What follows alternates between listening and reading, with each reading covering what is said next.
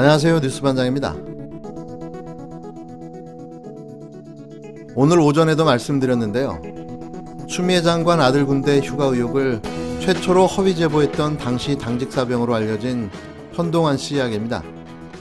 모든 의혹이 무혐의로 밝혀지자 일부 드러난 사실을 근거로 추 장관에게 사과를 요구했던 그가 슬그머니 꼬리를 내리고 다시 숨으려 하는 정황이 드러났습니다. 그렇게 자신이 있으면 떳떳하게 나와서 기자회견을 하든 현 씨 말대로 국정감사에 출석해 증언을 해야 하는데요. 추미애 법무부 장관 아들 서 씨의 휴가 미복귀 의혹을 폭로했던 당직병사 현동환이 10월 7일 시작되는 국회 국정감사에 출석하지 않겠다고 밝혔습니다. 야당은 현 씨의 국정감사 출석을 신청해 놓은 상태지만 여당은 이를 수용하지 않고 있었는데요. 앞서 현 씨는 윤한홍 국민의힘 의원실과의 통화에서 국회 증인으로 출석하겠다는 의향을 전한 바 있습니다. 현 씨의 입장을 대변하는 김영수 국방권익연구소장은 현 씨는 국정감사에 출석하지 않기로 했다고 말했는데요. 또 현 씨가 국감 증인으로 출석한다면 네티즌까지 다 명예훼손, 고소고발을 해야 할 것이고 인생의 진로가 바뀌게 될 것이라고 덧붙였습니다. 그는 현 씨가 아직 젊은데 계속 공부하면서 이제는 자신의 길을 가야 한다고 강조했는데요. 20대 중반의 젊은 현 씨는 대학원에 다니는 학생 신분이라는 거죠. 대체 이게 말이 됩니까? 증인 출석도 그때그때 달라지나요? 그렇게 큰 소리 뻥뻥 쳐대더니 이게 뭡니까? 세상에 대한민국을 이렇게 초토화시켜놓고 학생이라 증언을 못한다. 밥은 먹고 다니는지 궁금해집니다. 대한민국 민족 정론지로 급부상하고 있는 온라인 인터넷 매체 굿모닝 충청에서 윤석열 일가와 관련된 비리에 대한 의혹을 단독 특종으로 보도했습니다. 28일 단독 신한저축은행과 윤 청장 가족과의 수상한 관계라는 제목의 이 단독 기사는 그간 윤석열 장모 최은순이 특정 저축은행과 어떻게 유착하며 거액의 대출과 은행잔고 증명서를 위조하고 이를 이용해 얼마나 많은 범죄를 벌여왔는지 하는 정황들이 확인된 건데요.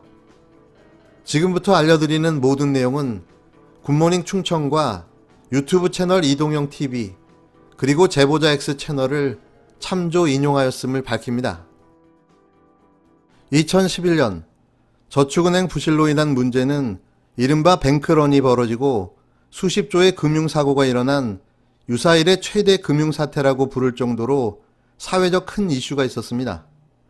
당시 대검찰청 산하에 저축은행 비리합동수사단이 생기고 대부분 비리저축은행들의 오너나 대표이사들이 구속 기소된 가운데 금융감독원의 고발에도 불구하고 신한저축은행의 오너는커녕 대표이사마저 불기소 처분되는 일이 벌어졌는데요. 당시 300억 원대 각종 불법 대출 혐의로 금감원의 조사를 받았던 신한저축은행은 금감원의 고발로 검찰의 수사가 이뤄졌으나 신한그룹 박순석 회장은 처음부터 조사 대상에서조차 빠져 고개를 갸우뚱하게 했습니다. 다른 비리저축은행들의 오너나 대표이사들이 대부분 구속되고 기소됐으나 신한저축은행은 금감원 조사 과정에서 처음부터 박 회장을 조사 대상에서조차 빠뜨렸고 최종 수사 결과 가장 큰 책임을 져야 하는 대표이사인 박성훈 씨마저 기소조차 되지 않고 상무 신모 씨와 정모 부장만 불구속 기소됐는데요. 서울지검이 신한저축은행의 수사를 종결하고 이 같은 수사 결과를 발표한 시점은 2013년 3월 20일. 결국 신한저축은행은 저축은행 비리 수사 선상에서 사실상 실종되는 기현상이 벌어진 겁니다.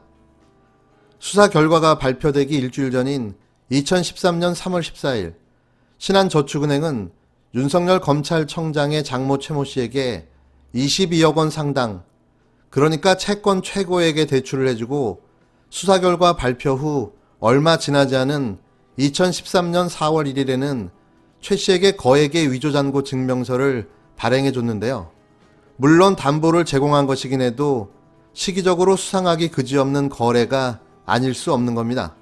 결국 이 잔고 증명은 법원에서 최 씨의 측근이자 윤 청장 부인 김건희 씨의 측근인 김모 씨가 위조한 것으로 밝혀졌는데요.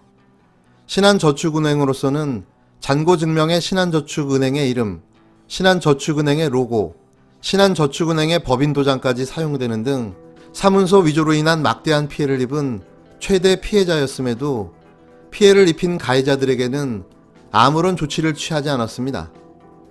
이게 납득이 가십니까? 이뿐만이 아니었습니다. 신한저축은행은 이후에도 최 씨와 도촌동 땅에 대한 감정가를 부풀리는 작업을 통해 50억 원대 대출까지 해주는 불법적인 범행을 계속 이어갔는데요. 감정가를 부풀리는 과정에서 최 씨는 몇천만 원에 이르는 작업비까지 쓴 것으로 녹취록을 통해 확인됐습니다. 또 신한저축은행은 2011년 9월 대검 산하의 저축은행 비리 합동수사단이 설치된다는 것을 알고 있었고, 이에 검찰 부장검사 출신인 정관 변호사를 사회이사로 영입했는데요. 그가 바로 노상균 변호사였습니다. 그가 공개한 변호사 수임 이력에 따르면 2003년 SK그룹 분식 회계 사건, 2006년 현대자동차 그룹 사건, 같은 해인 2006년 론스타 외환은행 매각 사건, 2011년 부산저축은행 사건 등 윤 청장이 검사 시절 직접 수사했던 사건들을 맡았던 겁니다. 그러니까 윤 청장과 함께 수사를 해왔던 최측근 부장검사였던 거죠. 열린민주당 황희석 최고위원은 노 변호사가 법률 대리인으로 선임돼 변론을 하고, 그가 신한저축은행의 사회이사로 들어간 시점이 저축은행 비리합동 수사단이 설치되기 직전인 2011년 9월이었다며 그에게 윤석열 검사의 전담 수비수라는 미션이 주어진 게 아니냐는 합리적 의심을 해볼 수 있다고 지적했습니다. 아울러 윤 청장이 검찰청장으로 임명되기 전 신한저축은행이 부인 김건희 씨가 개최하는 전시회에 후원하고 신한그룹 소유의 건물에 김 씨의 회사의 감사 김모 씨의 회사 사무실이 위치해 있었던 것으로 알려졌는데요. 이런 여러 정황을 종합해 볼 때 신한저축은행과 윤 청장 장모 최 씨, 그리고 부인 김건희 씨 등 가족 사이의 모종의 끈끈한 유착관계가 오래전부터 형성된 것이 아니냐는 의혹이 제기될 수밖에 없습니다. 파면 팔수록 그 끝을 가늠할 수 없는 블랙홀이 끝없이 펼쳐지고 있습니다. 이게 대한민국 검찰청장의 클래스인 거죠. 이 정도는 해야 어디 가서 명함을 내밀 수 있지 않겠습니까? 어떻게 됐든 공수처 1호는 윤석열이 될 수밖에는 없을 듯합니다.